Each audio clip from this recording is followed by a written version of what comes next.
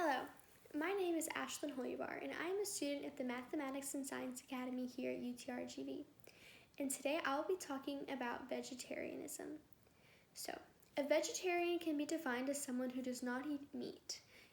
Red meat, chicken, fish, anything similar to that. And although there are different subunits of vegetarians like vegans or pescatarians, a main vegetarian diet consists of zero meat. So someone can become a vegetarian for tons of reasons, whether it be religious, moral, or just simple dietary reasons. And many people these days are becoming vegetarians due to moral reasons. Lots of videos are surfacing from cow farms and pig farms where these animals are being abused and attacked and their lives are very sad.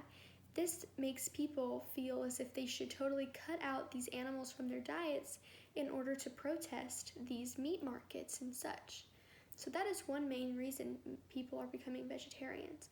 Another is dietary reasons. So meat has a lot of cholesterol and blood sugar and things like this. As a result, you get high blood sugar, high cholesterol, and once you cut out these things from your diet, you feel better and the risk of chronic illnesses start to diminish. So, there are many types of being a vegetarian, and a vegetarian is not to be confused with being a vegan. So, a vegan is someone who does not eat any meat or any animal byproducts, whereas a vegetarian does not eat meat but is allowed to have byproducts. A byproduct is defined as, let's say, honey or eggs or milk, butter, cheese. So a vegetarian can have all of these things, but a vegan cannot. So, from vegetarians and vegans came a bunch of different variations. Starting off is a lacto-ovo-vegetarian. These kinds of vegetarians do not eat meat or fish, but they do eat dairy products and eggs. Then there are lacto-vegetarians. These vegetarians eat the dairy products, but not the meat or the eggs. Finally, we have ovo-vegetarians who eat no meat or no dairy products, but they do eat eggs. Then we have partial vegetarians. Majority of people start out as partial vegetarians to sort of ease into the process of becoming one. These two can be defined as a pescatarian or a polovitarian. Polovitarian is when you can eat chicken, but you still stay away from red meats and things like pork and stuff like that. But you can have chicken, you can have byproducts and things like this. And a pescatarian is when you can have fish along with byproducts. This makes it easier to transition into becoming a vegetarian because it doesn't limit you as much as going full-on vegetarian. And some people, after becoming vegetarian for a long time, they transition into raw veganism.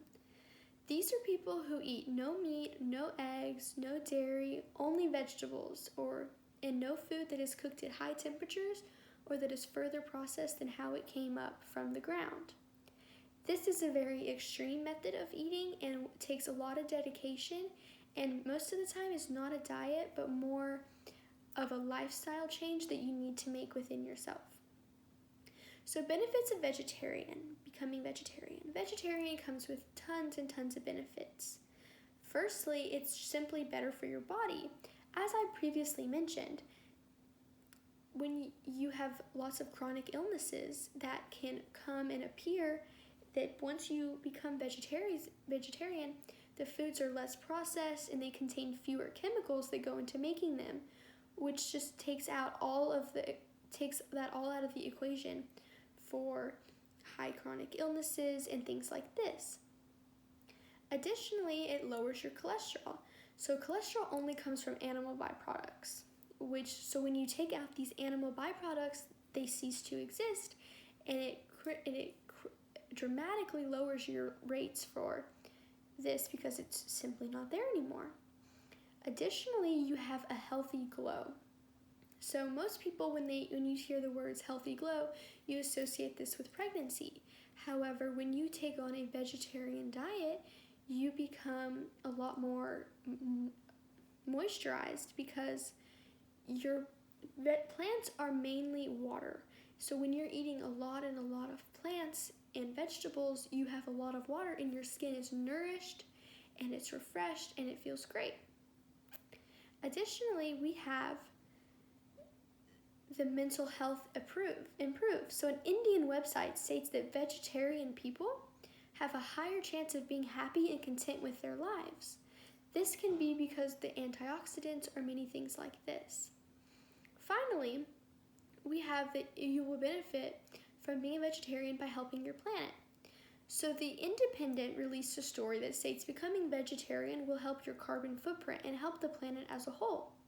Oxford also backed this statement by saying that becoming vegetarian will reduce your carbon footprint by 73%. And not only will it help your carbon footprint, it will free up the consumption of water and farmland by having to feed these animals. So becoming vegetarian is a full-time commitment and almost like a job because there's a lot of restrictions. But as you go little by little and you give up certain things throughout your life, there are certainly ways that you can make this come true. For example, if you were eating with your family every Tuesday night of the week, that you eat a vegetarian meal.